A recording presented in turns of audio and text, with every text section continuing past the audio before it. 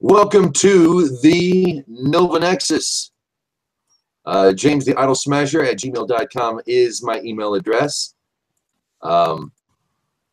Please feel free to drop me a line if you want to join in on the conversation we do here every Thursday, Torah-based discussion. It is the Facebook page on Google Plus and the Facebook page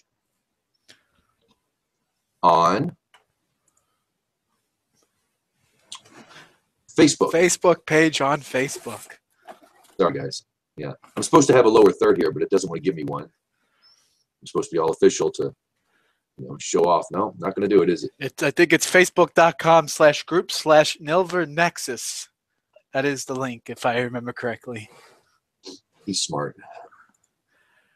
I'm not so smart, but we've been doing this for a while. I keep doing this. Right? We're here. I'm happy with the President of the United States on a few things. Some things I'm not, and I'll get to that on another day. But as far as the way Israel's going, and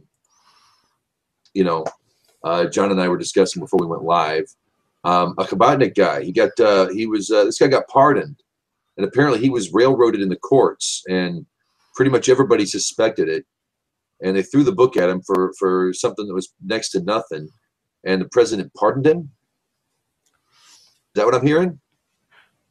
I haven't been keeping up to date myself, but I heard he pardoned him, full pardon. Something else was, of course, last week he decided to get into the 21st century and admit that the Israeli people know what their capital is, and he agreed with them, which was nice. And then the United Nations, 128 nations, next to I think 64. Voted to condemn what Trump said. Basically, they think they're going to nullify it or something. I don't know what their strategy or the rules or anything at. They're not, but they condemned our president for it. Sorry, I had to laugh at. It's just... he's not out bombing, Muslim babies out in some country. He's not. He just admitted, yes, Jerusalem is your capital, is Israel. Well, apparently, a bunch of people voted to condemn him for it. 64 did not, and thank you to those. Then Trump's response this morning was classic. He actually just came out and said, he was like, we give them millions and millions, if not billions of dollars, and then for them to turn their backs on me, that's okay. We know their votes. We're watching their votes, and we could use the money. Draining the swamp. No, he's like, well, I'll just cut off foreign aid to all you guys. Like, who's leading the crusade against condemning Trump? I mean, we're talking about the French, English, English. UK, I mean, just the Germans. No. Yep. So yeah, I think that we could use that money at home. We have a lot of things we could use it. Good things we could put it to good use. I think, if you're going to take our money, it's your fault for taking our money. One thing, I don't need to fault my country for bribing the rest of the world, because it's bribing and it's a bribe. So we'll just leave it at that. But the fact that so many countries take a bribe and they keep taking a bribe, and things are starting to waver here at home. This big prosperous economic dynamo for the world is beginning to waver. We could really use some help here. I say, if you're going to take our money, you're going to side with us. If you want to side with us, you want to do one thing, that's fine, but we need the money. That's just me, because I'm a Philistine. I'm with you. Preaching to the choir. Say what? You're preaching to the choir. No foreign aid is what I say. Not the foreign aid. Even the foreign aid we give to Israel should be cut. I mean, we give way too much money to people. We give more to Israel's enemies, which is baffling to me. Baffling on a common sense level, not baffling in these are politicians, this is what I expect. Right, yeah. Monkey is what monkey does, right? Open mic night tonight here in the Nexus. I'm going to admin you. Oh yeah, there's no official topic to the hangout. No, Lee said he was going to stop by, so we're hoping to get him in here. He's always got some good questions and stuff. Hadassah brought up something in a group of hers, and she was wondering if mermaids are kosher because they have scales, you know, and that, you know, they swim in the sea. Are they kosher? And she was leaning to the side of yes, and we won't know. And I was an emphatic no. I think I was the only one out of the bunch. What is the official definition of a mermaid? It's from what I gather, from what I've seen, it's a half man, half fish, or half woman, half fish. Merman, mermaid. Right, whatever. right. A human being with a fish bottom. Yes, the top half is human, the bottom half is fish. So I said no, because there's no proper way to slaughter a human neck. I don't think you could properly slaughter a human neck. Well, now does a mermaid breathe through the fins or do the neck hole, the lungs?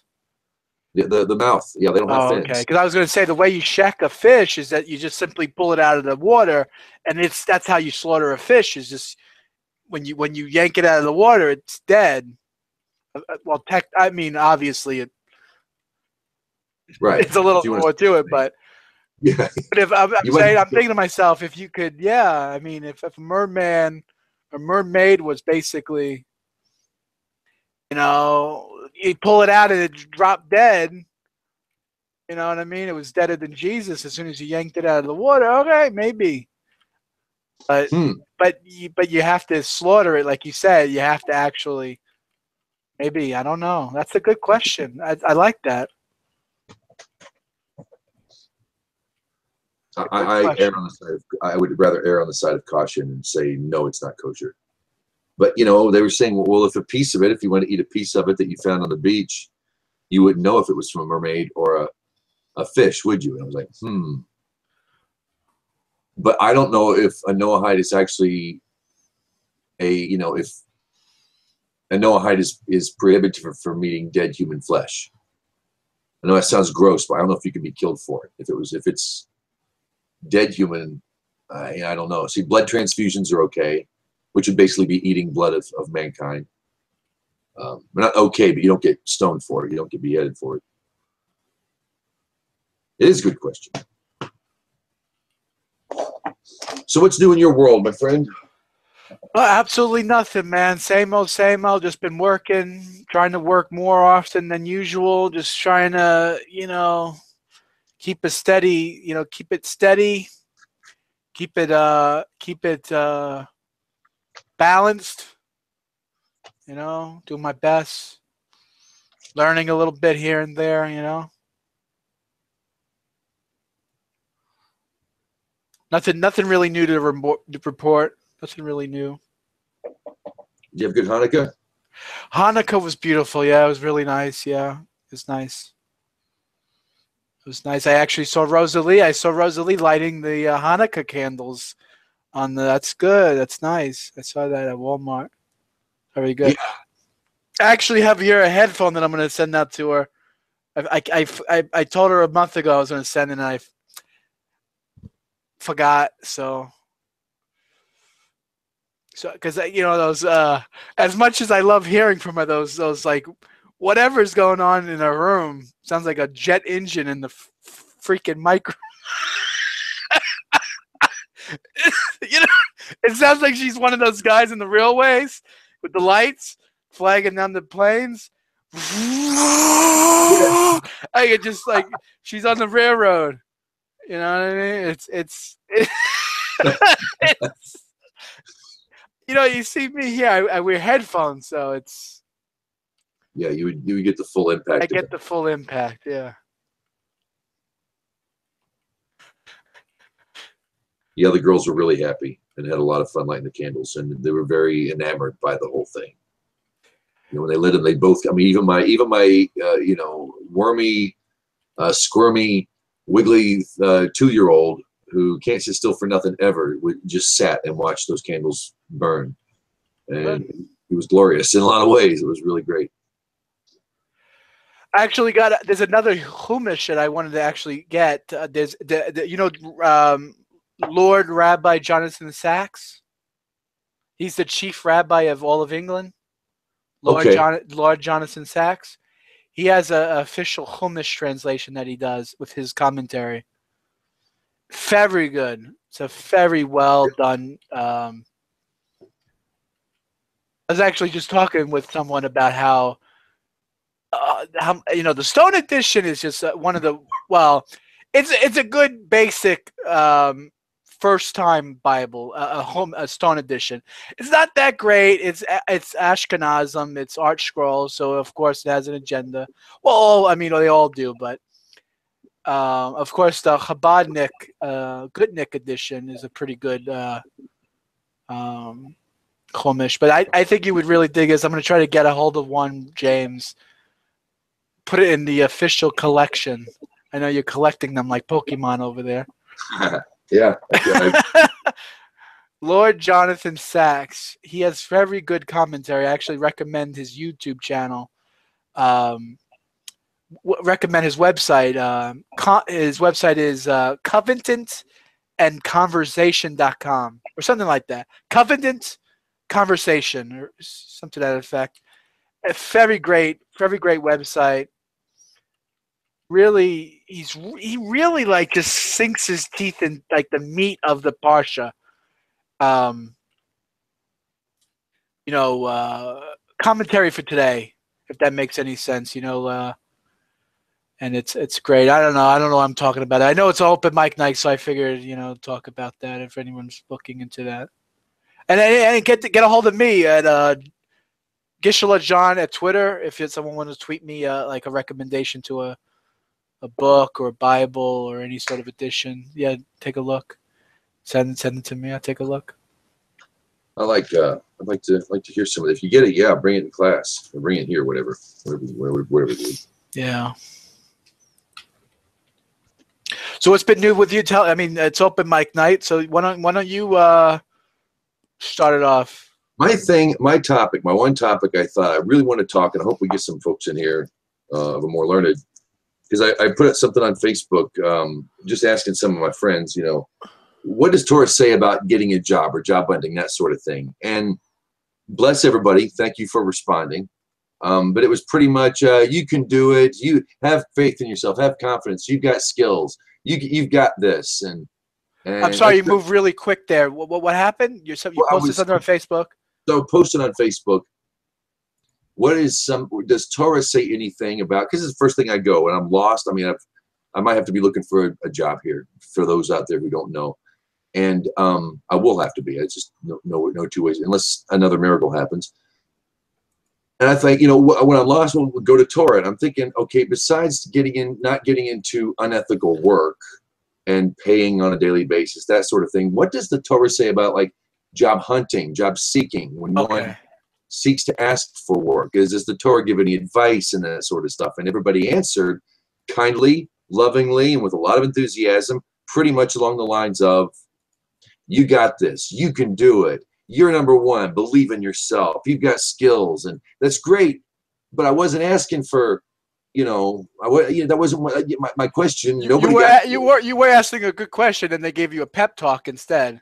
Yeah, a little bit. And thanks for the pep talk. I appreciate that. But I was hoping for, and so I looked and I Googled stuff, and I don't really get much out of it. So I didn't know if anybody knew anything or if anybody had ever come across a teaching or. You know what? The first thing comes to my mind? Huh. This past few weeks, Torah portions about Yosef, about how he found his job. He had his wonderful mensch of a brothers, plural. They sell him to Arab slave traders, and then eventually gets sold as a slave to the Egyptians. And what happens? He's second to none to Pharaoh. That's a big marker. You want to talk about climbing the corporate ladder. You know what I mean? You know what I'm saying? Yep. He goes from a schmuck to a mensch. It's pretty good. I don't know how it all relates to us. You know, I don't know how it. I don't know really know how to word it and to give you like an answer, James. But it's there. You know what I'm saying? It's there. Um, That's actually really good. That's good advice. let's see. Yosef. Let's see who else besides Yosef in the Bible. Doesn't really talk about jobs, really. I mean, Yeah. doesn't really. I mean, it tells you to be ethical, right? It tells you that you gotta, treat your fellow, you know, honorable, honest skills and measures. Obviously, the basis of Torah is measure for measure, meaning an eye for an eye. I know Christians take eye for an eye, tooth for a tooth as sort of like, someone steals from you, then you steal from them, or someone, you cut their hands off or something. But no, it's measure for measure. What's the ethical, practical application of the situation, and how can we rectify doing repentance or rectifying the situation through monetary means? Obviously not all situations. There's a teshuvah. Obviously, the Torah states that when you commit an actual crime, but the Christian premise is that you can't be forgiven for your sins. That you need a sort of a blood sacrifice. We're not going to say who, but our good friend Yashka. But that's not what the Torah says at all. Blood isn't required. Blood isn't required. It says if James, if I came to you and I scammed you, I deceived you, I did everything under the book. Wipe your bank account clean. There's no amount of dead cows on an altar that can forgive me of my sin. I transgressed another human being. I have to pay measure for measure means I have to give you everything back plus double. And then after that, I have to seek your forgiveness. Whether you forgive me or not, that's your own accord. But and then, okay, then I can come to God. But the Bible doesn't really state, other than that, about the practical sort of. It's sort of open, isn't it, James? I mean, wouldn't you say that the Torah is so? That's what I like about it. I think it's written from my good friend Reuven would say it's written from a Republican perspective. Not Republican as in like the GOP, but Republican as in traditional liberalism, traditional what we would call classical liberal perspective. Republican perspective. That's what real republicanism is. Real republicanism is what we call like anarchy today. Like when people think of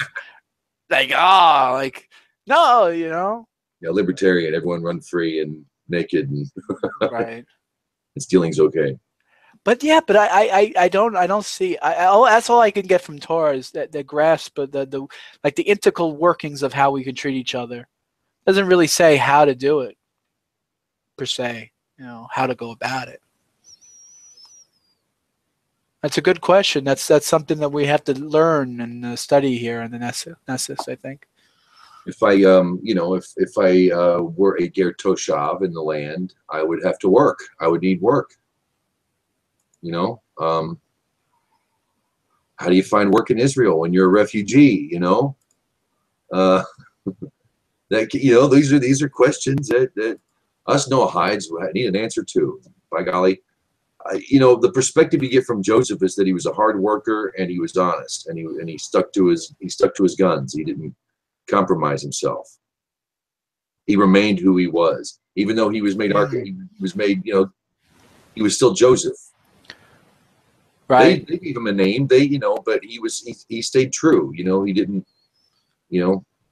Or take another example would be Jacob and Lavan, however you want to pronounce it, whether you pronounce it with a V or a B. Laban, he like it says, he stayed honest. I sojourned with Laban, and I did not. How does it say? What does Jacob say? I sojourned. I was a sojourner. I was a ger among the house of Laban, but I did not lose my way. I did not lose my path. I stayed true. He stayed true to Torah, even in the midst of the most wicked household, the most wicked man of the time. Laban was a very disgusting Well, it's a pretty bad guy. Shylock comes to mind, like the classical term. Cheater, he's a scammer. He was dishonest in his dealings.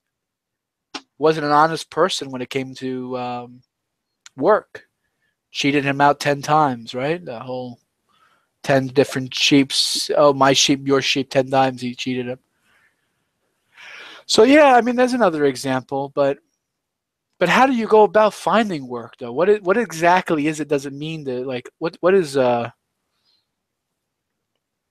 we know that the tribe of Benjamin, the different tribes had different jobs, right? I mean, the tribe that was against the ocean of the Mediterranean, they became fishermen. The ones that were up north were merchants. They sold different wares, and they were sort of the rich elite people that were able to fund the other tribes that were like house of study. Because there were 3 tribes that were like more towards Torah study. There was like 3 tribes that were merchants, 3 tribes that were like the blue collar. And then you had the warriors, I think. I think the other 3 tribes were warriors. So you had the warriors, the merchants, the blue collar, and the Torah studiers. And they all sort of, each tribe sort of was able to benefit and sort of another tribe. It's like, the merchants funded the operations, and you had the tribes that protected it through the army, military might. Very interesting. But that doesn't really talk about, that's not Torah, though. That's Midrash. That's Midrashim. Well, even certain select people were chosen to do certain functions in building the Mishkan. The tapestries went to one bunch, and then another were separated for metallurgy and gold, right. smithing. Right. Sure. Midrash is good. We're not going to make a law out of it because we're good boys and girls here at the Nexus. I brought some people into the chat that Path of Abraham, Frank, Brother John. I brought them in directly into the hangout, so hopefully they'll see the pop-up message and come in. Gab said he's going to be in a bit. Good. So yeah, I don't want to give the link out because, God forbid, someone comes in the room. They're a pawn bomber. They start spamming. Yeah. Sniping. That's a hit new thing now. I've been sniped. I've seen other people complain. I know what it was, but yes, when they come, there's an algorithm. There's a flaw to the code apparently in Google that you can once you exploit, you can kick people out of the room. Right. If you join the hangout and there's no official moderators, you could just start removing people because there's no. That means you have open mods, and you could just boom, boom, boom, boom, boom, boom, boom, kick people out. Yeah, real silly. Ross says he's coming too. He's in retirement now.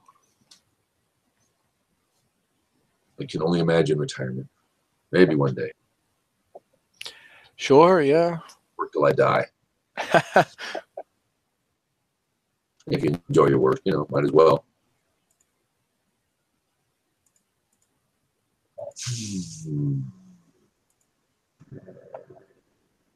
How about this week's Parsha, huh? Yeah, go ahead. Go ahead. I don't know where to start. We're about to get the big reveal. It's like the audience knows, and Joseph knows, but nobody else knows, and it kind of leaves you on a cliffhanger, leaves you wanting more. P.T. Barnum must have been Jewish, always leaving wanting more. He was a Parsha study because sometimes they do that. It's like this was one of those times for me anyway. The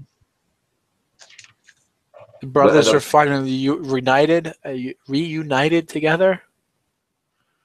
They wept and they cried on each other's necks, shoulders. This is this is what Ross was talking about when I was bringing up. I have a question.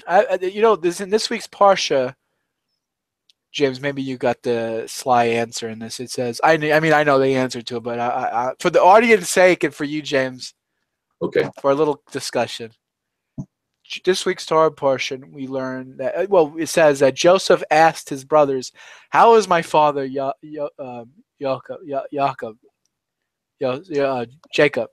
Yeah.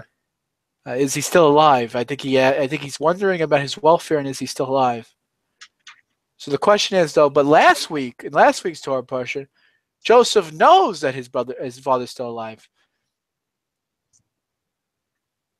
So why is this week's parsha does he ask if his father's still alive, if he already knew he was alive?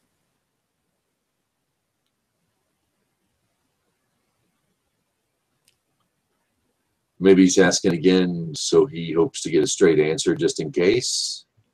I think my two cents is that I think what he's trying to get at with his, because remember, this is the big accumulation of it. Like, they're coming together, the brothers are finally together, and he asks them, the first thing he got out of his mouth, "How's my father? Is he still alive?"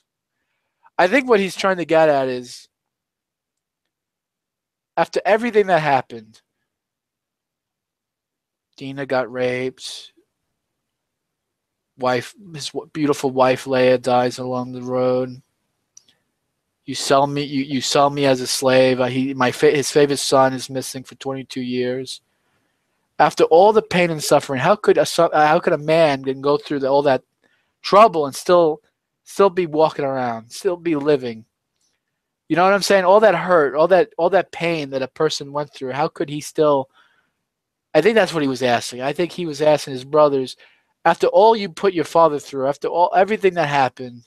Go and kill the village. You wiped out the village. You brainwashed the people to circumcise themselves, or they'd be righteous, that their rape wouldn't be so bad, and whatever. You wipe them out. You exterminate an entire people. After everything you do, how can our father still be alive? I don't know. I think that's the powerful message of this week's Torah portion, I think. Go ahead, James. What were you gonna say? Oh, that's actually kind of brilliant. Yeah. Yeah. No. Yeah. Yeah. Because now it's Joseph asking him. Yeah, I can see that. Absolutely.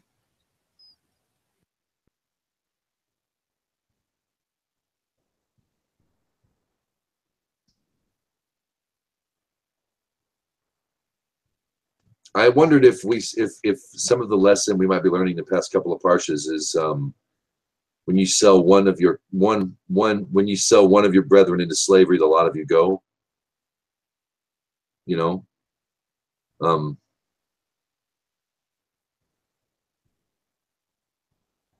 Did they really need to go in?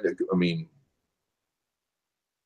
they all got enslaved. Everybody.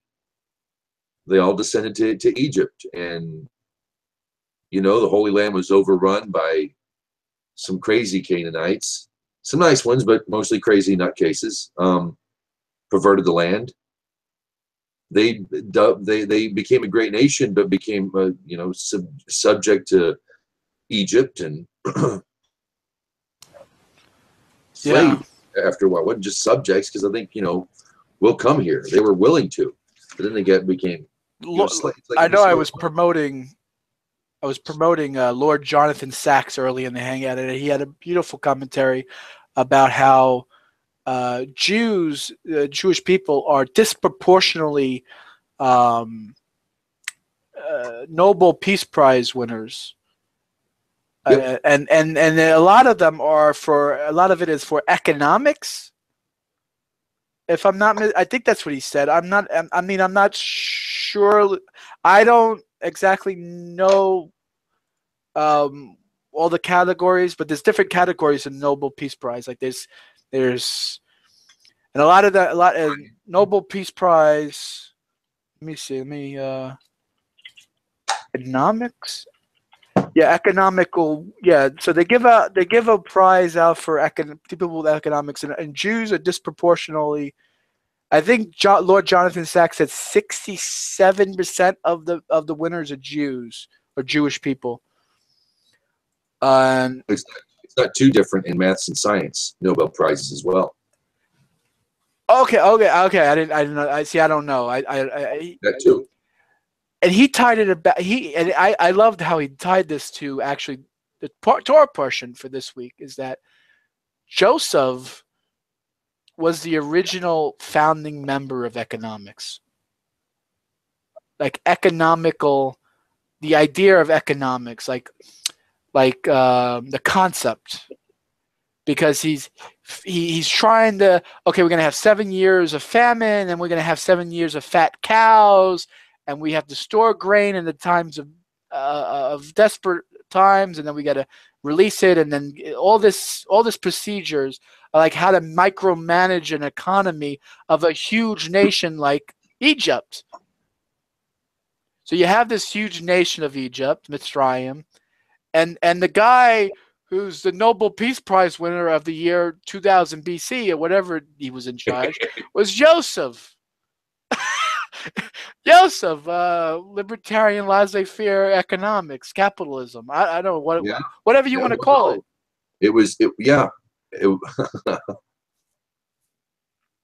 And I think it's brilliant. I never thought of that. I would have never. I might have taken another 7 or 8 readings. 7 or 8 years from now, I might have.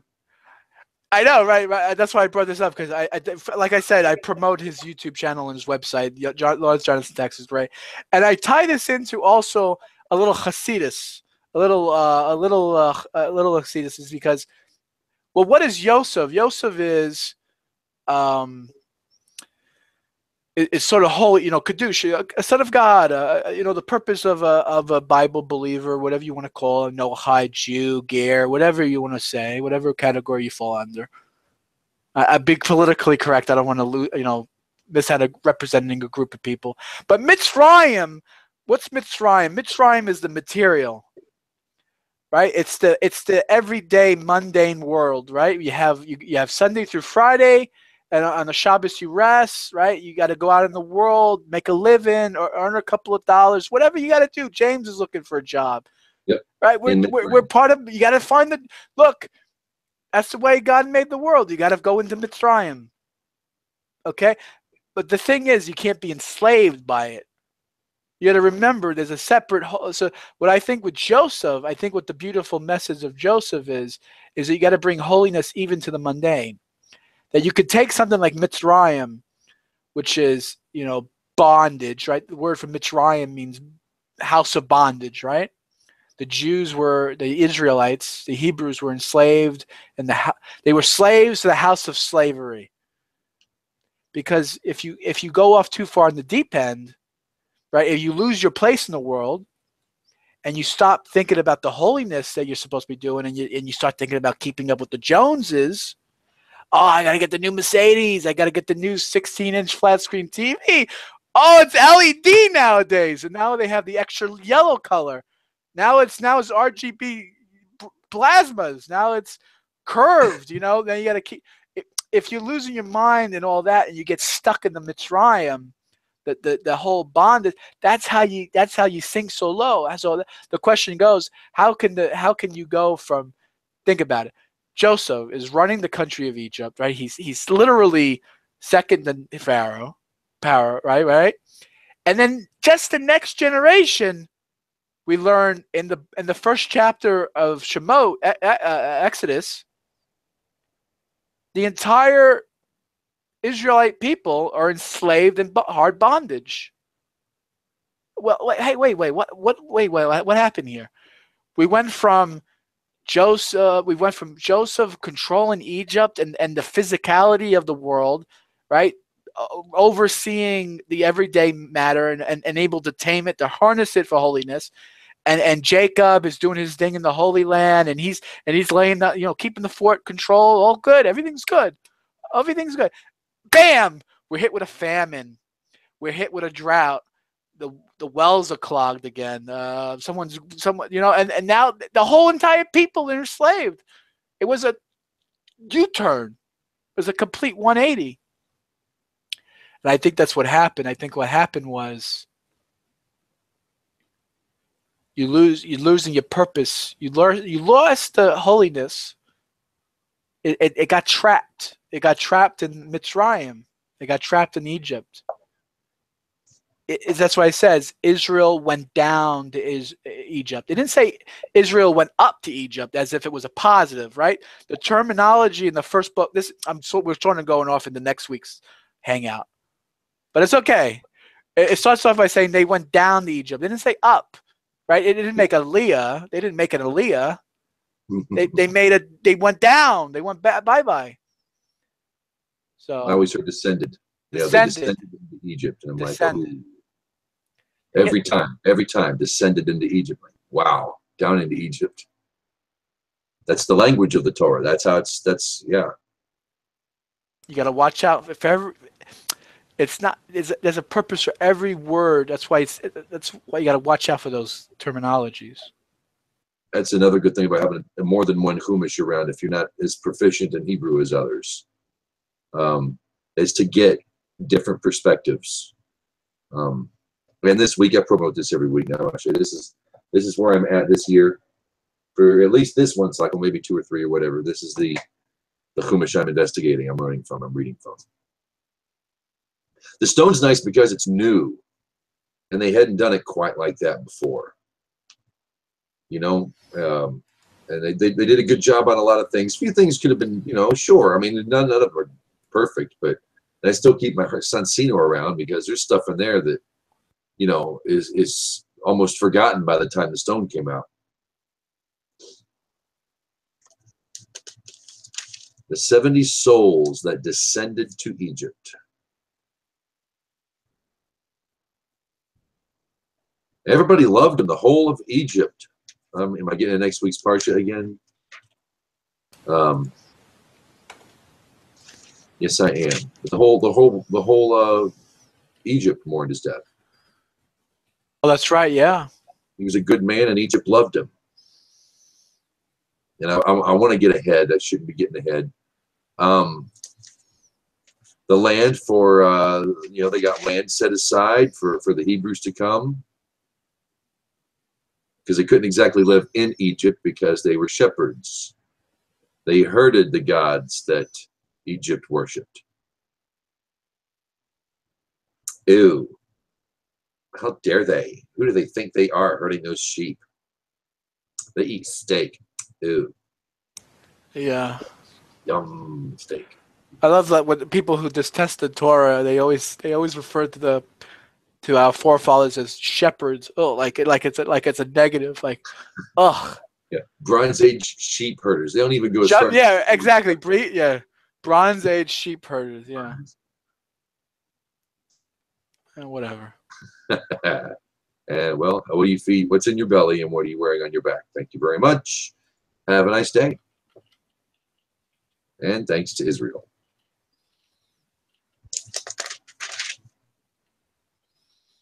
Yeah, I hope Gav gets in here because I want to ask him.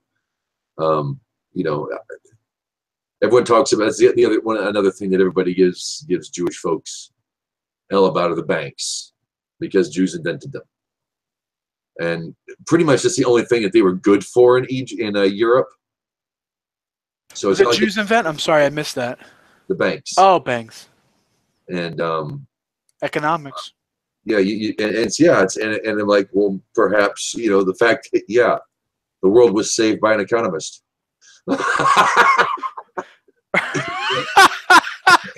Egypt saved the world. The world was starving and in drought, and they were able to take in people outside of Egypt and take care of them. And it said God used Egypt to save the world, basically.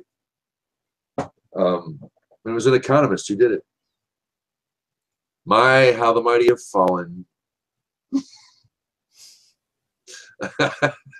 It was so good there for a while, right?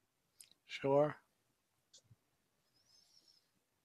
I love that. If you really think the Jews control the banks, do you think we would be 20 trillion in debt? No, we would not.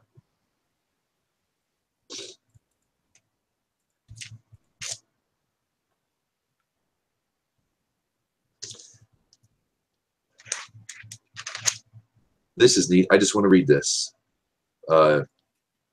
This is chapter 47, when Pharaoh meets Joseph's family. Joseph came and informed Pharaoh. He said, "My father and my brothers have come from the land of Canaan with their flocks, their cattle, and their possessions, and now they are in the land of Goshen." Joseph took 5 of the weakest men from among his brothers, and he presented them to Pharaoh, hoping that Pharaoh would not enlist them as warriors. Pharaoh said to Joseph's brothers, "What is your occupation?" They said to Pharaoh, "Your servants are shepherds, both we and our forefathers." They said to Pharaoh, "We have come to sojourn in the land, for your servants' flocks have no pasture, since the famine is severe in the land of Canaan. Now please let your servants settle in the land of Goshen." Pharaoh spoke to Joseph, saying, "Your father and your brothers have come to you. The land of Egypt is open before you. Settle your father and your brothers in the best of the land. Let them dwell in the land of Goshen. If you know that there are capable men among them who are good at their occupation of tending sheep, then make them livestock officers over my sheep." I like that. Joseph brought Yaakov his father and stood him before Pharaoh, and Yaakov greeted Pharaoh. Pharaoh said to Yaakov, "How many years have you been alive?" Yaakov said to Pharaoh, "I have been wandering around for 130 years. Compared to my father's lifetimes when they were wandering around, the days of my life had been few and miserable. Even ignoring the miseries that I've had in my days, have not been as good as theirs." Yaakov blessed Pharaoh that the Nile should irrigate the land, and he left Pharaoh's presence. I like that. I do like Russ is in the room. I do like the wording of how, welcome to the room, Russ. I do like the wording, the famine in the land, or they're in Canaan, right? Jacob, and he has to manifest destiny, sort of. Lewis and Clark, we have to sojourn somewhere. We're going to look around this unmapped territory to the west, right? California, because we got to look for a place for our sheep to how does it say? We brought the shepherds to be officers over the sheep or something like that. I like the way that worded. It's almost like they sort of, okay, let's take the terminology away. And what the Bible is saying for shepherds, they're people of Torah, converts, right? Why is Abraham a shepherd? Why is Moses a shepherd? Because he was able to get a lot of converts, win the hearts of, like George Bush would say, he won the hearts and mind of the people. He got them onto their side, right? That's why they're shepherds. Doesn't mean literal shepherd. Well, it could have meant literal shepherds. We don't know. We don't really know the history of it, but so they're finding people. So they got to go somewhere, and the most darkest of the biggest empire at the time, Egypt, right? It's the superpower of the world.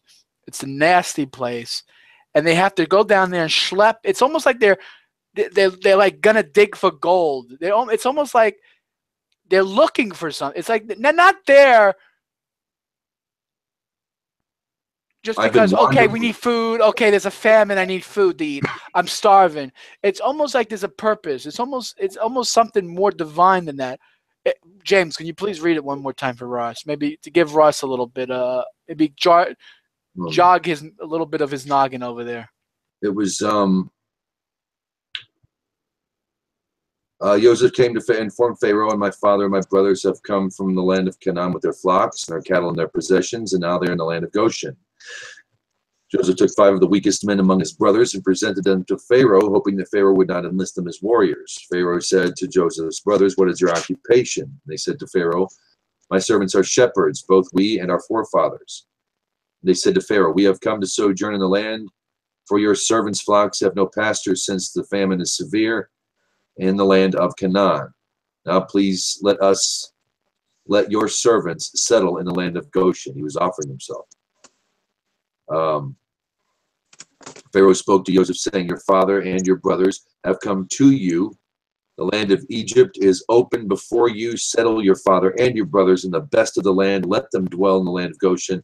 If you know they are capable, if you know that there are capable of men among them who are good at their occupation of tending sheep, then make them livestock officers over my sheep. So he's entrusting. Yeah. Pharaoh has sheep already.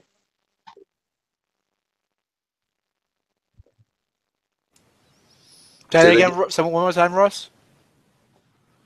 Pharaoh is saying you can, you guys can mind. Pretty much, he's saying you can mind all of the livestock in Egypt, including the sheep that I have. Officers. They become official. They become the sheep guys. Right. So, wow. I think like I want to reiterate what I think what it's saying is there are people within what Pharaoh is saying is, look, I know and you know it. Okay, there's a famine where you are, but look, you can come to Mitzrayim, you can come to the land of Goshen, right? And you can sort of survey. There's people out here. They're sort of out in this smuts. This sort of wasteland of an empire, whatever. This flood. This like think about going to New York, going to Los Angeles, about Times Square, what it looks like. If you ever see videos, it's just floods of people throughout the streets, right? But Pharaoh's saying that there are some people within these people. I'm not trying to say put down the other people, but there are special, unique souls. There are special neshamas. There are hidden tzaddikim, sons of God, within the little nuggets. There's these things. So okay, you know how to work it. Okay, if you can find them, we'll make them the officers. We'll do what I'll do what I can, and if you do what you're can. I have a mission. I allow you to do yours. Sort of schlep them out, get them out of there, bring them, get them. Yeah, put them to work. Put them to work. Get them going. Yeah, get those out of here. Okay, there's no more famine. Okay, like that's what I'm hearing from it. I'm hearing is, yeah, go out. Okay, go get those people out of here. Go, okay, bring them. When you're talking about being kind of a frontier spirit, and how they were looking for a place, he said, "I've been wandering around for 130 years." That was his response. How old are you? How old have you been alive? And he said, "I've been wandering around for 130 years." It sounds like a wise old man looking for a home. I get, it's I think that, definitely, that makes a lot of sense. There's unmasked potential in Egypt. Go ahead, Ross. Go ahead. I have sojourned for 130 years. Apparently, Pharaoh had never seen anybody this old before, which was what was amazing. Now, Egypt was, I know it turned, but Egypt never did child offerings like the Canaanites who infested the land when they came to Egypt. They didn't have abhorrent practices like that compared to them, did they? I can't think of anything. I mean, I can't think of on top of my head. I mean, they practice. I mean, Egyptians, as far as I know, historically, they practice a lot of the same cultural circumcision, for example, was practiced in Egypt by the Egyptians. Payas. Some, I don't know if you ever, some Jews, they look like they got off the boat from 1280 AD.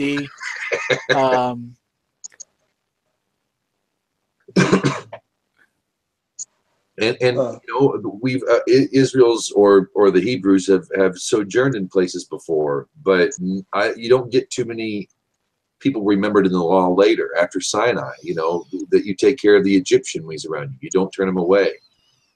It's almost like there's a I say this because I know what's coming, and every year I think I probably get the same rap, but I got to find there's something about Egypt that was worthy. That was the whole purpose of that paragraph. That's why I had you read it twice. There's something there. Even Pharaoh knows it. What does Pharaoh mean in Hebrew? In Hebrew, Pharaoh, pyro means there's a blockage from your mind to your heart. That's what it means. Stiff-necked. That's what it means. It means stiff-necked. It means you're stubborn. That's what it means. There's a blockage that you can't rationally. You let your feelings, your emotional side of you is not in sync with the rational. You're sort of and out of whack. But to me, it seems like in this particular instance that even the unbalanced understands that there's something to accomplish here. That these hidden gems. There are these hidden gems within even his country. There's hidden potential, basically. That's the word I'm looking for. Hidden potential. Potential. That's why you don't turn away. What you said, you don't turn away an Egyptian. Don't turn away an Egyptian, yeah. Because it's potential. Why are we commanded it? We're commanded. It's a forever commandment. We have to annihilate Amalekites. Yep. We have to exterminate Amalekites, and we can't. It also says about Edomites. We're not supposed to be too friendly with that. Why? Because there's no potential in it. It's like irrational. It's like Amalekites. The way I learned it is the irrational hatred. That's what Amalekite means. Irrational hatred. Like in a sense, Egypt had a rational reason to hate Jews. Right? We've learned this. We're going to learn this in next week's parsha. They became outnumbered. They became too powerful. Joseph is running the country, so this economic powerhouse. So you can okay, maybe there's some reason you can think of that. Maybe you don't like Jews, right? But Amalekites, there was no real rationality. We're just going to kill Jews for the sake of killing Jews. So that's why you can't. That's why we're commanded. We cannot accept Amalekites.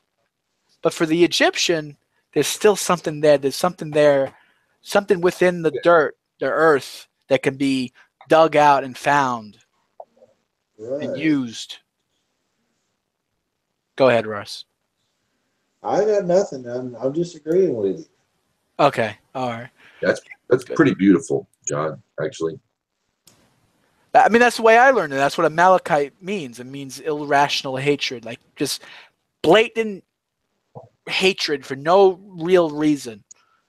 I mean, that was his shtick. That was the king of the Amalekites. What was his name? Og of Bashar. What was his name?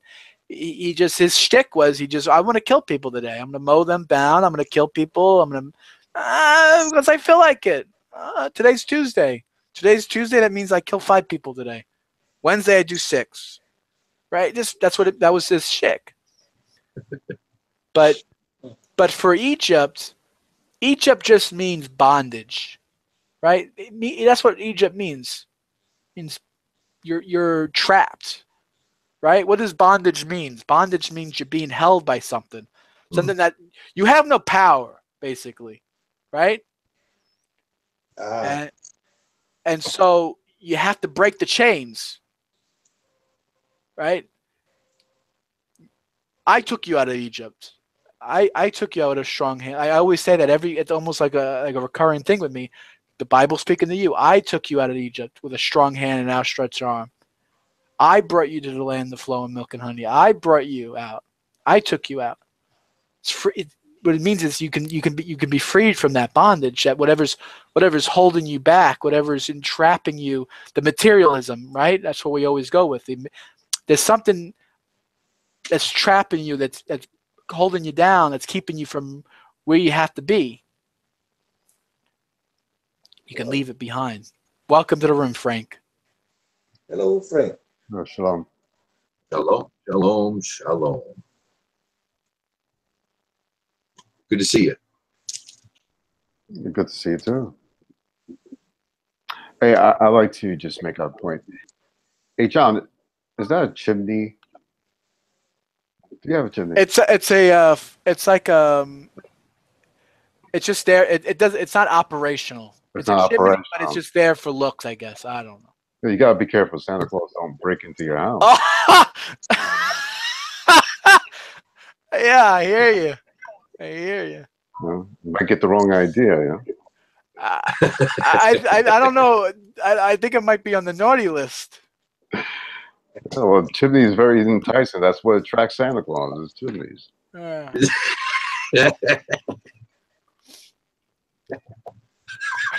Thank you, Frank. It's December 25th is coming up soon. Yeah, you gotta be careful. You gotta seal that stuff up, man. You don't want him getting in your house. I wonder if Santa Claus. Well, I wonder what is Santa? Is Santa Claus like Jewish? Is he like Jewish? He's actually Turkish. He's no, Yeah. that's Saint Nick. That's like that's what he's The real deal. right, you know? right. Like he was like a Turk, right? He gave out presents, but no, I mean like the Germanic pagan guy, the white beard and the red suit. That's out of my league. I don't know anything about that. I heard about things, but I don't know the exact details of They it. put I don't know why. It's so funny that the Christians they put like two weird. It's like I don't know. Well, you were talking about materialism, so I think it goes hand in hand with those things. It's good. Yeah. Christmas is a very materialistic holiday, isn't it? Exactly, definitely. I found out when I was working in the mall, and I found out like Christmas was not all cracked up to be as very special. So I saw the ugly side of the whole materialistic Christmas thing. One of my favorite shows is all right, it's Seven Heaven. I really love the show Seven Heaven. I watched that. I watched that show. I think the Camdens are like a great representation of like what a Christian should be, and like what a Protestant, like a just a good guy. He's just like, what he's like a role model for me, right, whatever. And the way they celebrate Christmas on the show is actually really beautiful. It's like I forget how many seasons they had, but they had 2 Christmas specials. And the show, all they do is that each of the family members, they give each other cards, like how much they love each other and what they mean to each other and what the kids and how the father what you meant to me and the mother what you do for the family and your hard work. And they just sat around a tree and they thanked each other. Like to me, that's like Christmas. Oh, that's very beautiful. Like I live next to a Reformed Dutch, and they're old school. Like these, I lived in a town was Reformed Dutch, Christians, and they actually sang as a family together by the piano. You could actually see it. Nice. So that was very beautiful. Yeah. Yeah. When I think of Christmas, I think of things like that. Definitely. Camaraderie, like just. Yeah. I mean. I have a hard time with Christmas still. It still has a negative, and I fight it every year, and I'm getting better. But there's still a part of me that, and when my friend Chris posted on and Mr. Chlorphine, Saba Chlorphine, put him in his place, but he's like, on Christmas, he said in so many words, I just kind of want to watch the world burn. And I have that still. I haven't gotten rid of that, and I'm getting better at it. Wait, what? I really have a hard time with the holiday. I've had it for long before I even knew what a Torah was. I just really hated Christmas. And then when I found out what it was all about and people trampling each over, and it was so overboard, I began to hate the time of year even more. And now I'm kind of going the other way, and I still struggle with that a little bit. Maybe it's the lack of sunlight. I don't know, but I still get a very negative look at my fellow man, and I know it shouldn't be like that. I don't really feel that in my heart, but there's sometimes I'm like, I just want to, I can sympathize, and it's known for a time of depression. Again, lack of sunlight, maybe. Something's trying to taint it because, you know. I feel like it lacked its sacredness in that holiday. I think it just became too secularized, and it kind of lost its kind of meaning. And that's nice. Whereas the time of giving, and understand with the darkness, you know, they put the lights up, and it says something to the lights, you know, during that time. But it is, and I was talking to J Dubs about this before, you know, about solar holidays with 4 seasons, and I think this is one of the things that we kind of focus on lights, you know, around this time because of the darkness.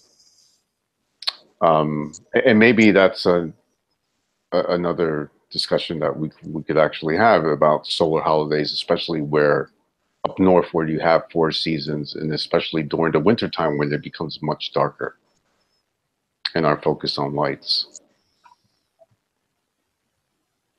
That's one thing I hope we don't lose this time of year. Because I do like the lights. I like the idea of illuminating the darkness with color and brilliance. And yeah, my family, we never really celebrated religion as a religious holiday. It was always always secular growing up. You know. Did y'all do a tree? We used to do the tree. Family get together, decorate it together, put the bulbs and the tinsel, you know, the little angel on top. Yep. The presents and stuff, but it was never really. It was it, you know. That was it. You know, it was more like a. It was just. That's it, you know. Yeah. Oh, looks like someone got a little one. It just came in.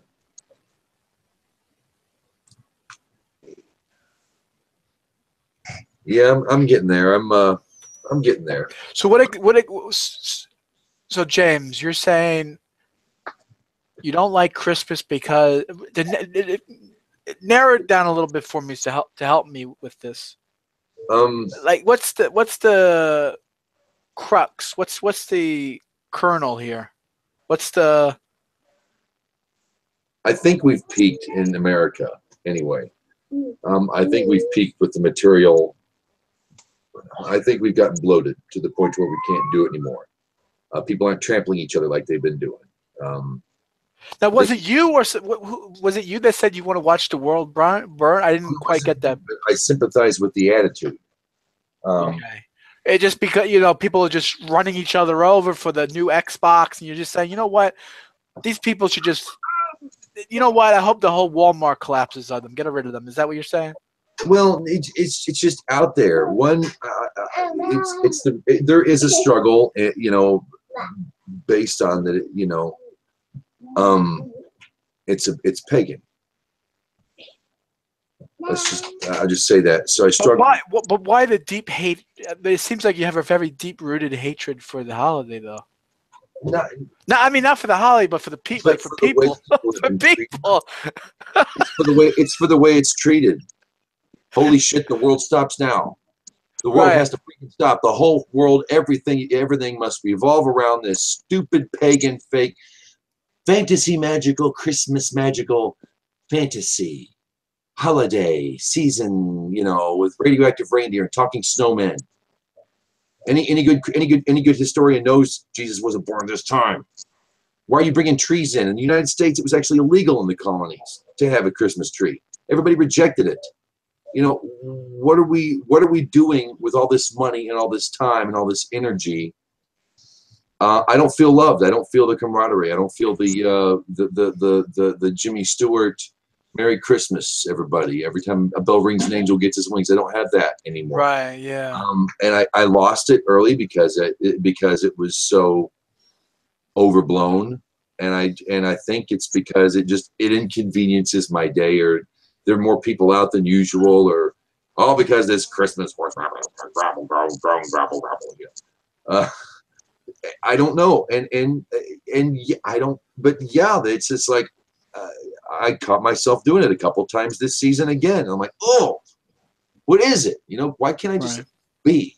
Why do I get so angry at this? I know better, but I have a hard time. Why is, you know, I don't know. A couple of, you know, a few reasons. Like I say, the whole overblown Christmas thing on advertising, and I think that the way people are approaching shopping is gotten better in the past year. I've noticed. I haven't, you know, trampling stories were not in the news this year. That's nice. Killing each other, beating each other over for sneakers or something in the Walmart or whatever, Target or whatever, that you don't get. We're not getting stories like that. So that's a big relief on my part. But isn't this really like an exclusive American thing, though? I mean, people don't usually act like I see videos of people celebrating it in Europe. That it's nothing like what it's like over here. True. I'm hoping that we'll get better with it. Yeah. Okay. All right. And you know, with the wife, I just kind of had to, you know, I had to kind of give up the ghost this year, I think, because part of me was still kind of hoping it wouldn't be a big deal, and she still likes Christmas. I don't think I really don't think she believes in all the stuff but there's something about Christmas that she loves, and you know, she got a tree. I prohibit a real tree because of Jeremiah. You know, I don't want to be looked at that way. At least we can get a fake one. No religious symbols. We got a new tree, but no religious symbols, and you know, no prayers. Fair enough. No angel on top of the tree. No angel on top of the tree. And you know, we're Catholics, so you know, anything other than an angel was like sacrilegious. Like even though we weren't like practicing Catholics, we like held to like no, like what do you mean? It has to be an angel. What are you talking about? It's not a Christmas tree without an angel. It's like it is what it is.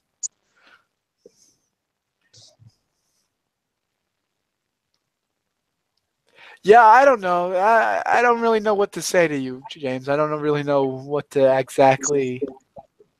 So you don't have yeah, you don't have an issue with it, do you?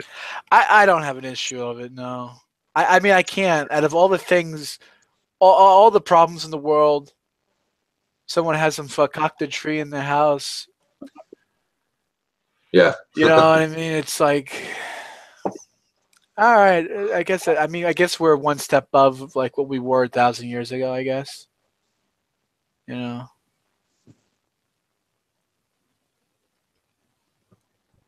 It means a lot to a lot of people, and I respect that. But is it a good thing? Well, here's a question. Since it's open mic, maybe we get a little discussion. Is it a good thing that Christmas is becoming secularized? For me, from yes. A Jewish perspective, from a Noahide, Ger Jewish perspective.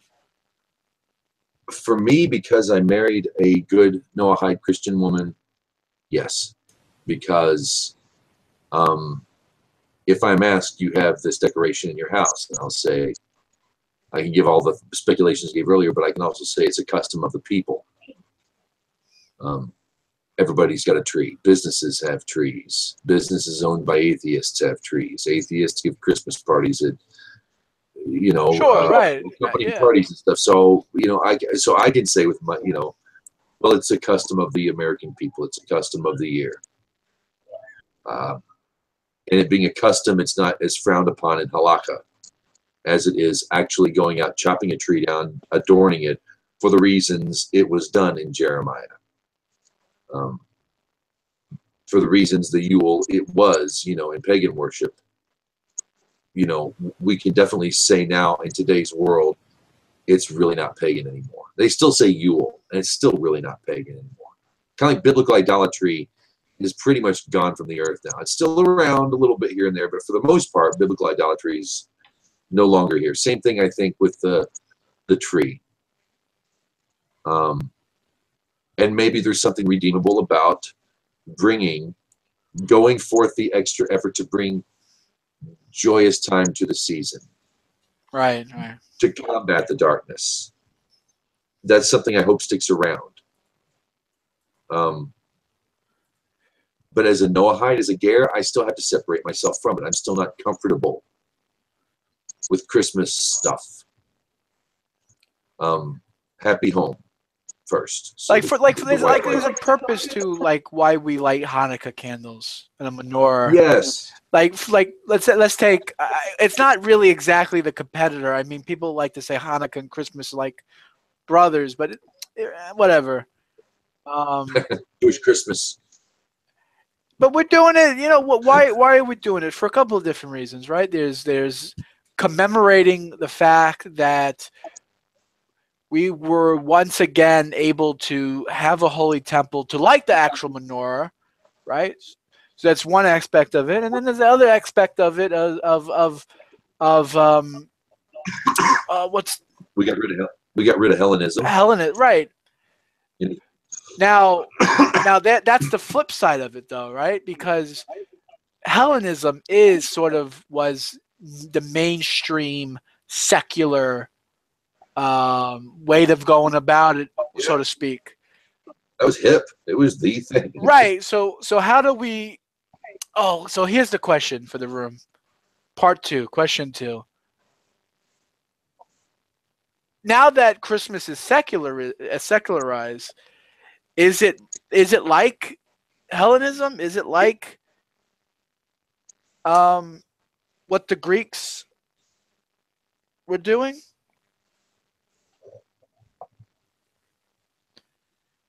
Any takers? That's a good question. What do you mean by secular anyway? Non-religious. Capital. Sort of like Capitalism. gender neutral. Let's go with that. Wow. As far as we're calling it a Hanukkah bush. Oh God. Oh, Hanukkah bush. I mean, the stores do it. It's you do it at your work, even though not everybody's Christian. Everybody has the tree and the. That's what I think he means. I mean, what was the shtick of the Greeks? What did they want? No, we're taking over the Jerusalem, right? We're taking over Israel, and look, you're gonna have what the way we have it is we take all the cultures and we just stick it in a pot, and you just have to all play nice in the sandbox, and we're gonna sort of neutralize everything. We're gonna take out all the decisiveness, right? I mean, wasn't that what they did? Isn't that the whole point? Is like, oh, you want to discuss, you want to have a you want to how to put that? How do I put this? Like discussion and there's sort of an exchange of ideas happening, right? Like that was the whole thing. But once they started to bring Judaism into it and Torah and God and now you're overstepping your welcome or whatever. You're overstepping the. Rabbi Dove politically correct. Yeah, right. Exactly. Right. Rabbi Dove said it was the Greeks were the first person to have a commissioned translation of Torah. And once they got the translation, which was a big deal in Israel and a big deal for Greeks because, people are still naming their children after Alexander. Jews are. Once they translated it, they put it on a shelf with all the other religions. And it just became part of the wallpaper. That's how he described it, They took Torah, they could have learned from this thing, and they just put it up there with all the other religions that were encompassed in the empire. And everything, they put it up there with their own, and okay, here it is, along with all the others. Thank you. Kind of blew it off after that, rather than making it something useful. You know what I mean?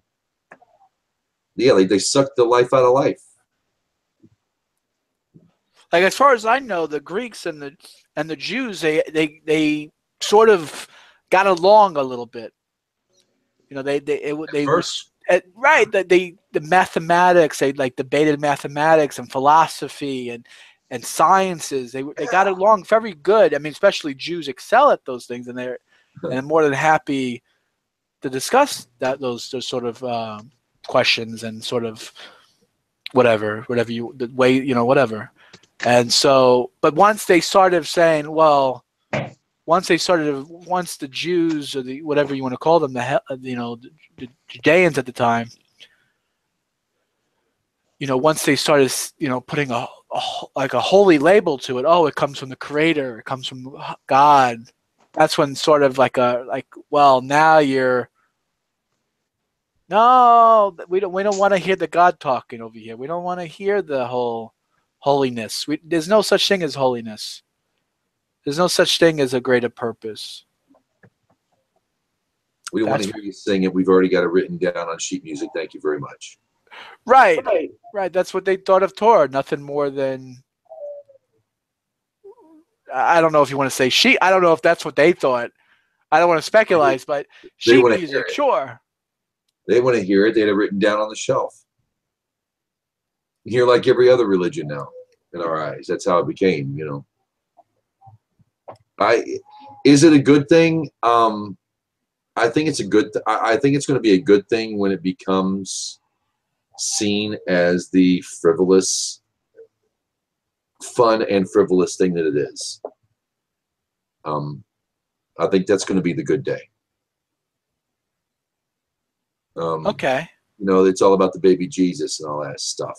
I mean, it's I still reject it. I'm sorry, guys. I love my wife. I love my mother. I love my family. I would never try to destroy someone's holiday in this country.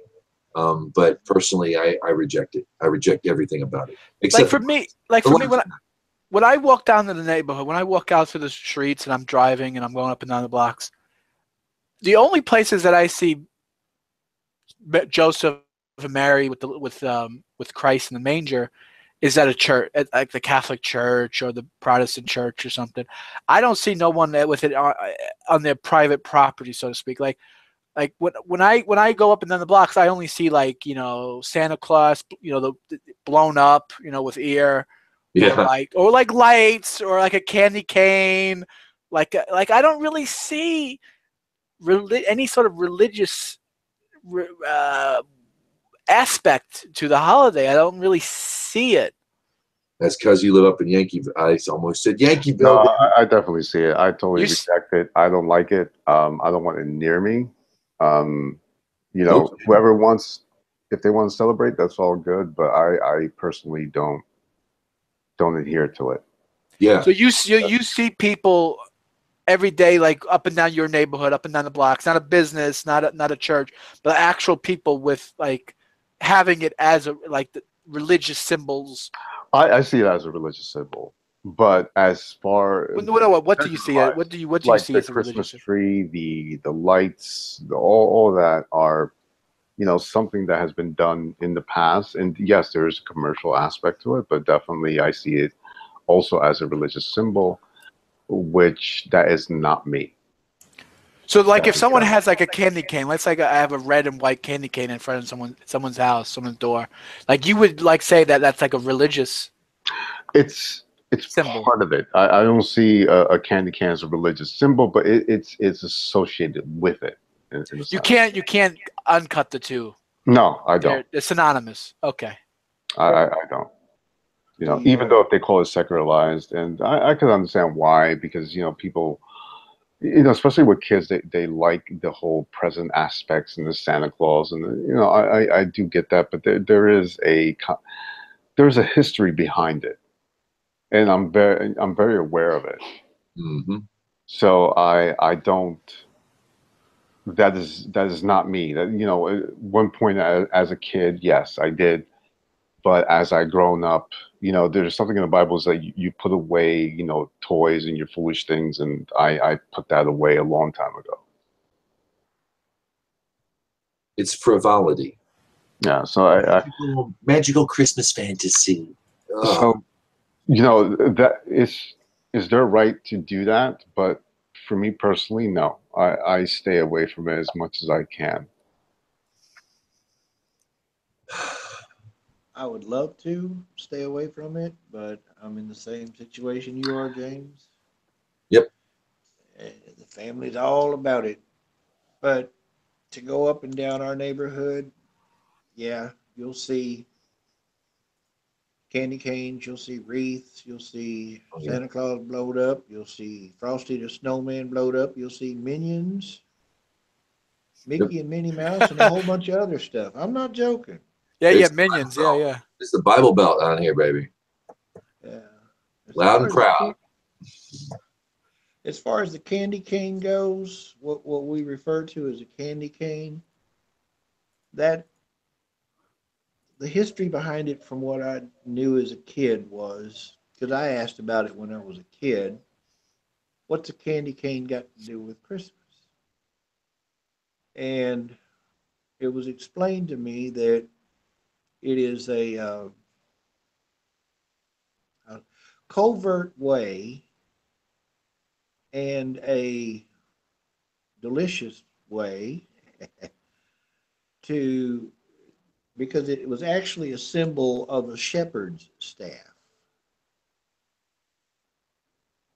Okay. Ah. Shepherd staff. Okay. Yeah, which, JC was a shepherd, so that's his shepherd staff. And that's the reminder that he was a shepherd. It's funny because I actually recognize winter solace than Christmas. I recognize that more. Yeah. And I rather, if I have somewhat recognize something as a celebration, I will recognize that. There was a midrash about Christmas, and it was long before, like 190 years before the man walked the earth. It's called Kalinda, and it was when Adam first came out of, we all know when was the birth of man's soul, Yom Kippur. That's what that commemorates. It also commemorates the fall and redemption from the fall. But for the most part, that's the day that we mark that's when Adam breathed his soul, God's soul into his, that was the beginning of man's soul. So when he was expelled from Egypt, it was in the autumn. So Adam, when it came wintertime, all the leaves were dying, the critters are going away, it's gray outside, it's cold, the sun's shrinking, and he panicked and made 8 offerings a day until the solstice. And that's when he realized, because he was very in tune with the earth, this is prior to the flood and heaven, he realized that this was a natural process and that there was more sunlight coming. And that's when he made 8 more days of festivities. That's called Kalinda, and it's in Avodah Zarah. And it's considered foreign worship, but that was the lesson of the primordial man's plight, if you will, through the season, through the darkness, instead of just, I don't want to say having faith, but he didn't know, he was ignorant to this world. He was ignorant to the outside world. He was new to this. We can't fault Adam for this, but Adam was at fault because he lost, that's why he had to make an offering, because he felt he lost something. He lost a connection with his creator. He thought that his sin was killing everything, and he went overboard. And he made offerings. He wanted to connect with God again. He thought that he was less of a person. He thought that he was the cause of all this death, and he made offerings when he never needed to in the first place. So it's a great religious, archetype to look at how we approach the holidays. You know what's interesting? What's Keep that? saying Kalinda. That's what they call it. Yes, sir. Yeah, I just recently discovered that there is such a thing, and it is in Africa, maybe South Africa, that I'm not sure. But it's a structure that's called Adam's calendar. Check it out. find a YouTube video on it. I'm not going to go into it here. But you kept saying Kalinda, Kalinda, and I'm Yeah. thinking Adam's calendar. Huh. You might enjoy it. I think I might. Yeah. But as far as he didn't know and he made an offering and he thought that's, I have a hard time swallowing a little story like that, you know? Why is I that? mean, I like I like a good explanation or a good backstory, but sometimes it seems like there's just a little bit of a stretch there. I mean, you know, Texans are famous for tall tales. Sometimes you just kind of somewhere along the way you learn how to smell them out. You know what I'm saying? Yeah. But again, when you Kalinda, and you kept saying Kalinda, and then it happened to make me think of Adam's calendar. So maybe there was some connection there in some way. Maybe that's where it part of this story was connected or come from. But it didn't ring with you. It didn't hit you. You have a hard The time story, swallowing. yeah, that he didn't know and he thought he'd done something wrong. And I'm like, no, I'm reading in Genesis that Adam heard the voice of God going through the garden and he hit himself. Well, apparently, you know, that was not uh, an infrequent deal. I mean, Adam knew what that sound sounded like. He recognized it right away. Uh, Adam, where are you? I mean, this seems to me like there may have been dialogue here and there. It's not just like it was, oh, he's done something wrong. Now I got to go, you know, sneak in his bedroom and find out what he did. God already knew.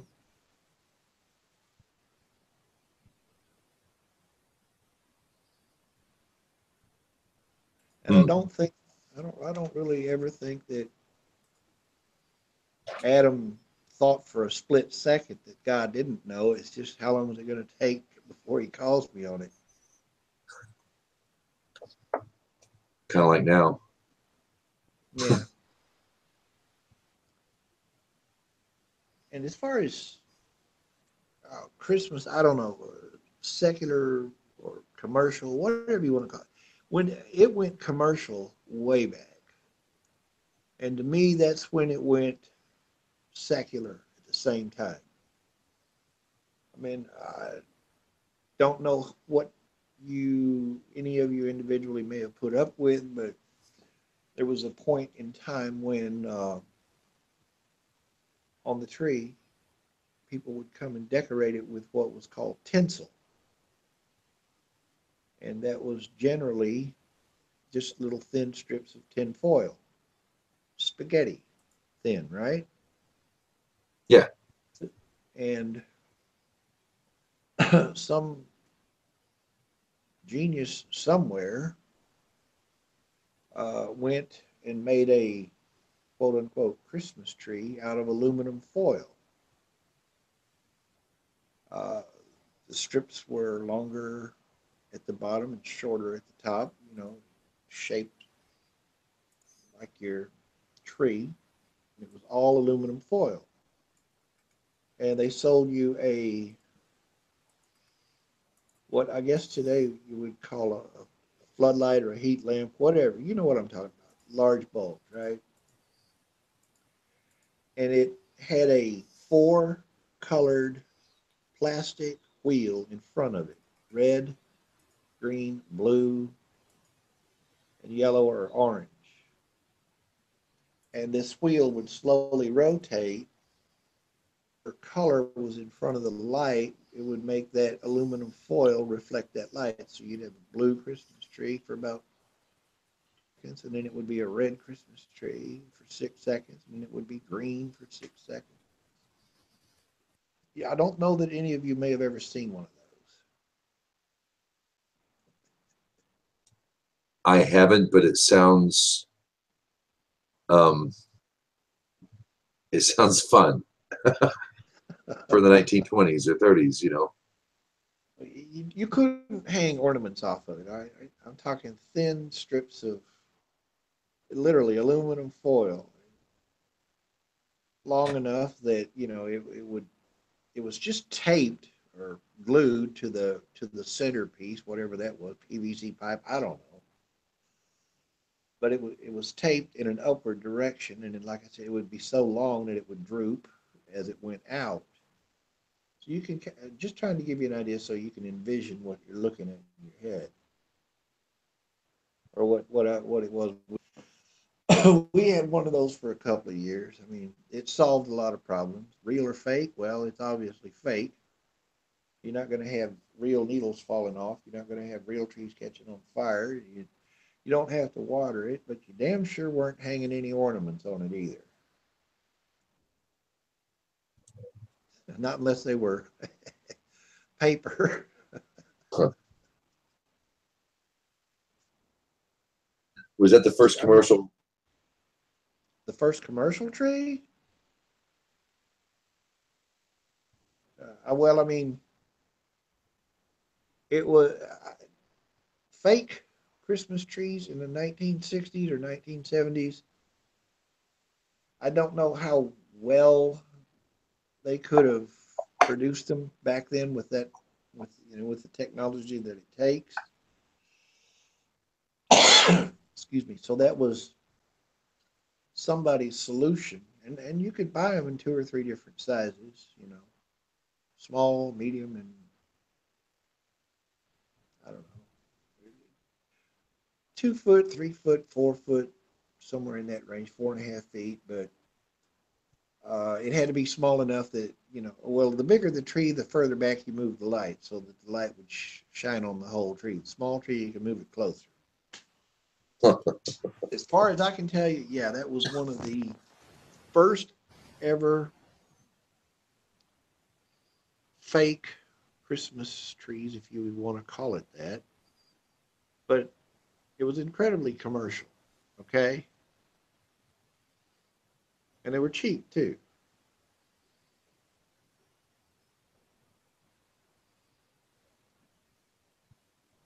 It's funny. I looked up the story. You know what? I looked up the story that James was telling about Adam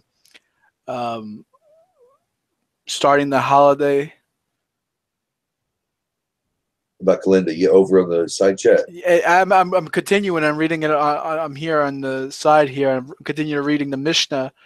According to Halakha, it may not be permittable to actually do business with on Christmas. You may not be able. I mean, the way it's worded here, I have to look into it a little bit better. But it seems like you're not permitted. Let's say there's a town. Let's say you go to a mall and it's a mall and it's celebrating Christmas and it's promoting Christmas. Like, buy your Christmas gifts here. It says that you're not allowed to barter with these merchants that are doing this. You're not allowed to barter with such a business. It is forbidden to sell things to idolaters on such festivities.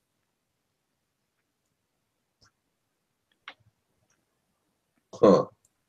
It does say it was in, these people who take a tree in the dead of winter and fix it with nails and adorn it with gold and silver, avoid them.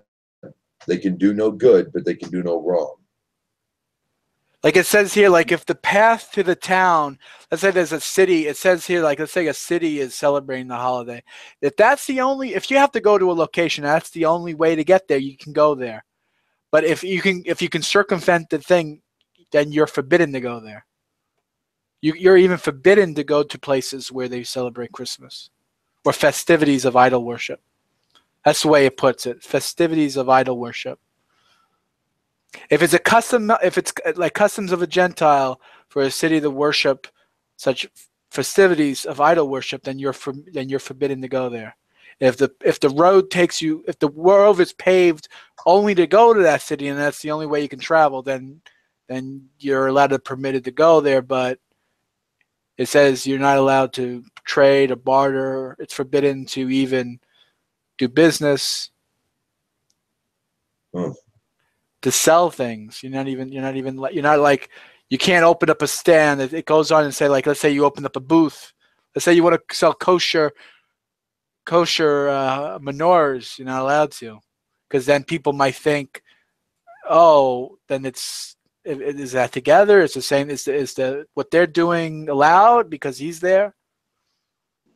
That's similar to what you'd find in the bazaars when I was in Israel. You're walking along and you've got crosses hanging, you've got Star of David's hanging, you've got Hamza's hanging.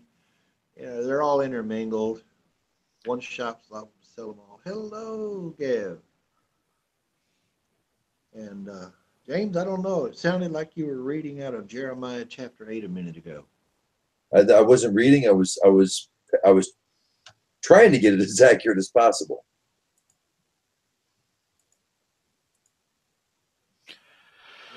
Oh, you were quoting it from memory? Well, I thought, well, I was doing the best I could. I was hoping not to be inaccurate. Oh, no. You were right. They cut it down. They drag it across the field. They take it in their house. They fasten it with nails, and then they adorn it, silver and gold. Because when you said that, I'm like, that's Jeremiah chapter 8. Our old scarecrow. Yeah. How things change, the more they stay the same. How's the saying go? The more things change, the more they stay the same. It was illegal in the colonies to have a Christmas tree. That tells you the seriousness of the different religions that founded America, the United States. It was prohibited. Massachusetts, you could get fined for it. Nobody did it. It was a whole new thing over here. It was when the Germans came over in the 1800s that the tree came back. But it was prohibited here. Those settlers, they weren't buying it. They read the Old Testament and went, oh. Yeah. They knew what they were reading in Jeremiah. But I think that's partially what caused the Yule log to come around, where they were burning the log. Like, we're not going to hang the tree, we'll burn the tree.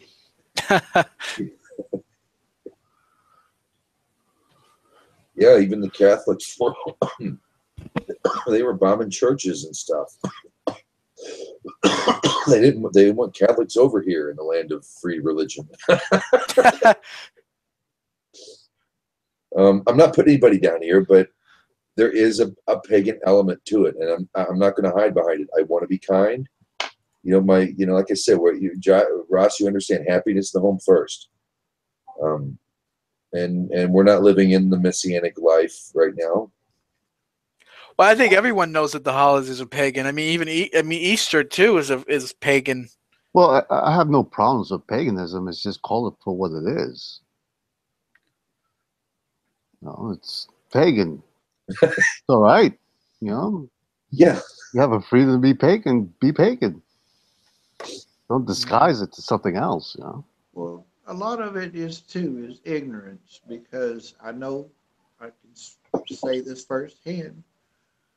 It comes from ignorance. You have no idea where these traditions came from. You just accepted them. And then one day when you start researching the history of the baubles hanging on the tree, the candy cane, the cutting the tree down, dragging it across, putting it up in your house, which I always thought was stupid anyway. You know who I would love to talk to about this topic, actually, is our good friend David, who calls himself a Torah observant Christian. You know who I'm talking about? Yeah, I hope he's doing well. He wasn't in the best of places last we heard from him. Oh, he was here last week? No, last we heard from him. Oh, the last we heard from him. Because I would love to hear his perspective on things. Because, he, from what I remember, he calls himself a Torah observant Christian, meaning he keeps, from a Christian perspective, the 613 commandments. Which is interesting. I mean, just the premise alone is interesting. Not something that's something you hear every day, right? Yeah.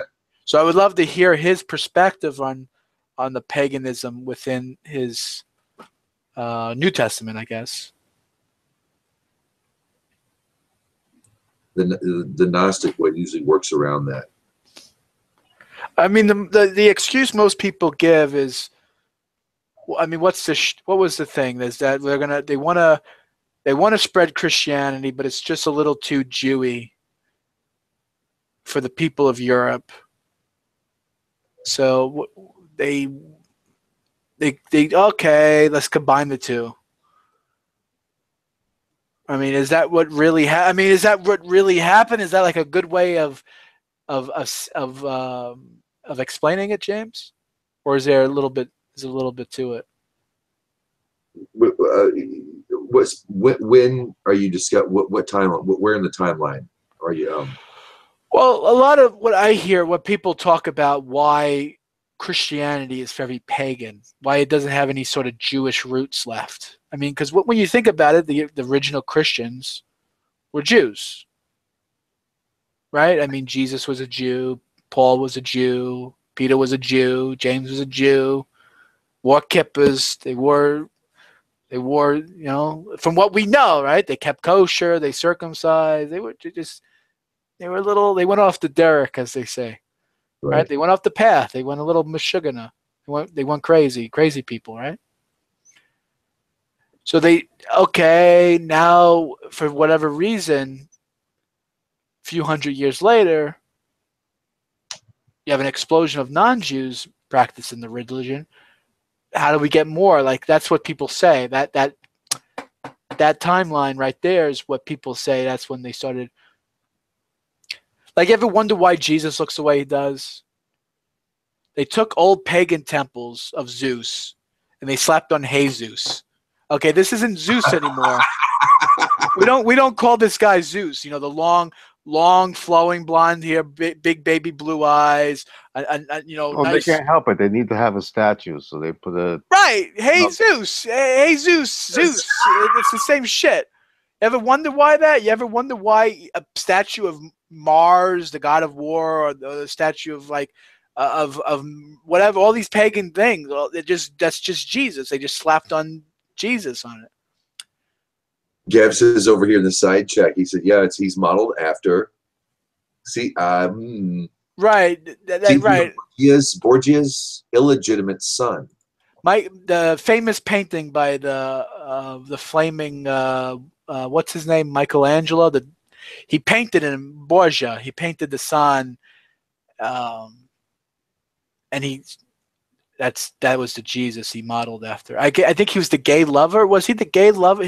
Michelangelo's gay lover was the model. Like the Last Supper. Oh, the Last Supper picture where it's Jesus and the side people. No, I'm not joking. Oh man, I hope. I'll get a Wikipedia. It sounds crazy. It is crazy. But you most likely you're right. What was his name? Not Michael. It wasn't Michelangelo. What was his name? Leonardo da Vinci. Was that him? No, not Leonardo da Vinci. Who did Solomon's Jesus? You're talking about the Last Supper painting? The Last Supper. Famous. Yeah, it's Da Vinci. Da Vinci. Okay. It was Da Vinci. Okay, I'm getting it now. That was brilliant. Very brilliant. Yeah. And like most brilliant people, not appreciated until after he was dead. Yeah, same thing goes with Van Gogh, right? Pretty much anyone that does anything worthwhile doesn't get any thanks for it until like after they've been pushing up daisies for at least 100 years. Oh, he was Tesla's become a meme now. 100 years later, I know Tesla's like the man now, right? Right? He's like a symbol of, rebellion and brilliance at the same time. He's used in political memes and stuff now. Fight the man memes. I know. So much cooler than freaking Edison. Yeah. Edison would electrify elephants. Well, I mean, the great thing about living in the information age, quote unquote, is that anybody can get on the internet and create memes.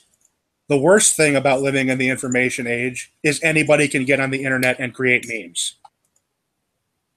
I was mistaken. It wasn't our good friend JC. It was John the Baptist.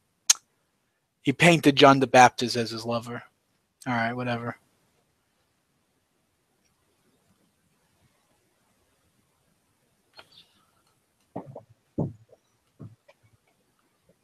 Hang on just a second. Again, it's for me is no knock on paganism at all. I don't have an issue. It's just the fact that they kind of switch it to something else. It's sort of like it's like a bait and switch, right? Yeah, and that's the issue. That's what it is. I have. I mean, that's what that's the real emis to the whole Christianity, isn't it? Yeah, don't call it a Christmas tree because that's not what it is. Right. I mean, it's kind of if that's really what they did, if that's what the church did or whatever the people did, if that's what really, it's really a genius way of getting people to join, really. I mean, yeah. Well, I mean, it's kind of shitty, but it's yeah. In the practical way, I could definitely understand why they did it that way. But at the same time, it's almost like we cannot convert people with their own merit. right. You can't get it with the facts, right? You have to exactly. You have to kind of deceive people towards it, and that's right. I definitely would have stayed a Christian if they told me the truth about it. Like if they said, "Hey, this is what it is," if they really. But I couldn't stay in something like that because it just feels fake. I mean, it is, right? I mean, isn't? Yeah. I mean, the truth is, Christianity. I hate to say this, but yeah, Christianity is fake. Yeah, I'm over here dying. It's fake. Magical Christmas fantasy movie. And it doesn't do justice to Jesus at all. Well, no, because here's the thing: this Jesus guy seems to talk about, the rich are bad and the people that have too much power are corrupting. And then you have the Roman Catholic Church, is like the world's longest running pyramid scheme. Bling, bling, kiss the ring. Yeah, I mean, I'm not trying to knock it. Well, hell yeah, I am. But right. I mean, the Catholic Church, the biggest slumlords, landlords there ever was in the history of the planet. Jesus is our guy. No. Oh my gosh! The guy who fought for people, the guy who fought for the meek. Yeah, we're gonna have him as our poster boy. Oh yeah. The meek shall inherit the earth. Meanwhile, this is a religion with its own country and passport. Yeah, let me drink out of the platinum cup. Yeah. It's interesting. Currently there's a series on History Channel. It's called Nightfall. Night with a K. Great show. You're watching it, right? I am known to illegally download things. Is that a confession? Well, now the internet in Israel isn't the internet in Israel locked down? Like you have to find cut corners, right? They even No. So how it works with me, this is very transitive property. So basically, I know some people that know some people that bribe some people. To even get on this Google Hangout, yeah. I used to have a good friend, Mateo. I mean, Mateo. He was just awesome. I wish I found out who he was. Mateo? Where he was, but Mateo, he used to tell me what he used to do to get internet in Jerusalem. It was rough. So again, I want to thank Google for what they do because it makes this thing possible, and it's like the highlight of my week, second biggest highlight of my week, maybe. But yeah, so thanks Google for at least being cool enough to link us up worldwide. Going back on that Nightfall, are you following the storyline, Gav? I mean, this is one of the threads of theory that they're following. And I've so seen the far, first episode. I need to catch up. oh, okay. Well, then I won't give it away. I won't read a spoiler for you. No, but I tend to like the one thing that History Channel does right are its dramatic series. I really like Nightfall. I like Vikings. I like Texas Rising. I like Six. Everything else they put out is garbage. I mean, it used to be like 10 years ago, History Channel was all like, oh, ancient Rome, ancient Egypt, World War II, the Civil War. And now it's, does Bigfoot exist? Watch this 2-hour special and still not find out. Yeah. Are they still doing UFOs? Oh, yeah, the ancient alien guy. Yeah, great. Yeah. This Nightfall show looks actually pretty good. It's very good. No, we actually get excellent. I watched Viking is good. Yeah, that's a good show. Yeah. Vikings very good. Vikings blends a lot of actual history and legend, which is kind of cool. Yeah, like the main character, we're not 100% sure if he actually existed, but his sons definitely did. So it's kind of weird. Yeah, actually, the whole scene with the snake pit when he was thrown in, that actually was an account. Mm-hmm. So that's and the guy, the boneless, but they're not sure if he was actually handicapped, but that's what they called him. Right. Ivor the Boneless. So there was an Ivor the Boneless, and there was an Ubba. Yes. His two sons, but we're not exactly sure who their father actually was, or if he really was this Ragnar Lothbrok person. He may have been, might not have been. It's too obscure. Exactly, but it's a very good show. I was shocked if that came from the History Channel. I was like, wow. Yeah. You people that screw up everything, every documentary about pyramids finally got something right. Yeah. It's the most ridiculous. Like, oh, Egyptians figured out how to build pyramids. Oh, and the Maya figured out how to build pyramids. It must be that aliens taught them. No, what this is this is a really efficient way to stack bricks and have them not fall down. I have to say, and I'll let you know, I have a confession. I'm gonna spew something out to you guys. Uh-oh. I am a big fan of David Icke. I like David Icke too. I'm sorry. He is just outrageous. It just like when I have to go to sleep, I actually put some David Icke on. For the entertainment. The entertainment value, not the scholarship, quote unquote. If I was on 10 hits of acid, I could have come up with the stuff he comes up with. It's amazing. It's great fiction, isn't it? It's amazing. Like, this guy has some type of creativity, man. Is this the guy who said that Jews are lizard people zipped up in skin suits, right? Yeah, which is kind of news to me. But what? You didn't know that? Yeah, which is kind of news to me. Yeah, Rabbi is a lizard. One day you will find your zipper. One day you'll find that zipper, man. And you're gonna be like, "Oh shit!" Got that from there was a show on channel NBC called Z. Yes. Yeah, if you remember. Yeah, I remember that. Yeah. Really good show. Creepy. Now the question is the rabbi a green or a gray? I think he's more of a green. He's more of a green than a gray. Like a translucent neon.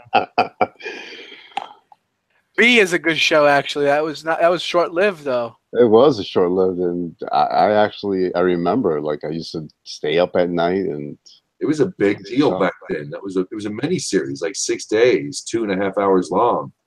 There was an original, right? There was an original back in the 80s. I only saw the remake of that show. It'll mess with you, man. Yeah, it really freaky. It was freaky. Yeah. It was freaky. So, just real quick, has anybody ever heard of a Damon T. Barry? Damon T. Barry? Yeah. Let me double check. That answered my question. Oh, well, I might have heard of him, but I might have not. No, I haven't heard of this guy, no. Okay. No worries. Looks like he does something with Coast to Coast. AM Coast to Coast. That's a fun show to listen to. That's where all the ufologists and Bigfoot people come out and promote their books and they give you all this stuff, and it's the funnest show. If you like radio, it's a talk radio show, AM coast to coast. The Bigfoot people. Yeah. Oh my God, the Bigfoot people. Oh, Fun. It's fun. You have it's fun if you come at it from a place of this is fun. These people come at it from a place of we're dead serious. That to me, it's fun. Sorry. It's like in Ohio. It's not called Bigfoot in Ohio. It's the Ohio Grassman. I was like, I prefer the name Sasquatch myself. Ohio has 11 million people. You think we would have run into one of these things by now? Oh, I'm going to tell you a little something about this. I want to end the hangout on this. This is a story. I'm from my dad was a broadcaster. I'm a broadcaster in radio. And he was telling me how he got the people of Glasgow, Kentucky, looking for snow sharks. I'm not kidding you. A snow shark sighting. And people, he did like... On land? On land, yeah. There's like... This is in Kentucky, by the way. So in wintertime, you get a fair amount of snow. And there's snowbanks everywhere, and there'd be people on the highway. Spotted one on route, whatever, 12 out here off of whatever, and all these people start calling in, and yeah, people were seeing snow sharks, and people would look for it. And some of them were serious. They were looking for them and couldn't find them, and what do I need to, what do they look like? How can I find them? You can usually find them on snowbanks. They'll peek their heads out, or, people are looking for snow sharks. All on a radio meme. So here's your Bigfoot moment. Reminds me of that one woman that called in once asking the radio station, hey, why can't they put deer crossings in the school zones? I mean, they're already slowing down, that way the deer won't have to look for a special place to cross.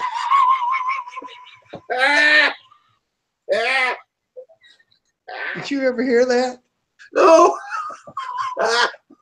Oh God, this woman is dead serious, and I've got it saved on my computer. If I can get it to you, I'll get it to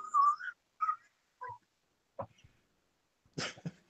They were laughing until they figured out that she was dead serious, and then they had to quit laughing. I'm a poor woman.